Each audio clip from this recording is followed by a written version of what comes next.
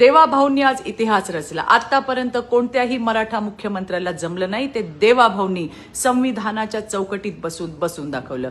मराठ्यांसाठी झटणारा नेता, मराठ्यांना न्याय देत आरक्षण देणारा नेता म्हणून इतिहासात त्यांचं नाव सुवर्ण अक्षरात लिहिलं गेलंय. मी म्हटलं होतं की मराठ्यांना आरक्षण जर कोण देईल ना तर ते राज्याचे सन्माननीय मुख्यमंत्री देवेंद्र भाऊ फडणवीस. एकीकडे आंदोलक गलिच्छ शिव्या त्यांना देत होते, पण आपले संयमी मुख्यमंत्री अगदी शांतपणे कायद्याच्या चौकटीत मराठा आरक्षणाचा तोडगा कसा निघेल याचा अभ्यास करत होते. आज पुन्हा एकदा सांगायला मला अभिमान वाटतो की माझा नेता संयमी आहे, माझा नेता सहनशील आहे, संवेदनशील आहे, माझा नेता प्रेमळ आहे, माझा नेता सर्वांचं ऐकणारा, सगळ्यांना न्याय देणारा आहे, माझा नेता सर्वांसोबत चालणारा आहे.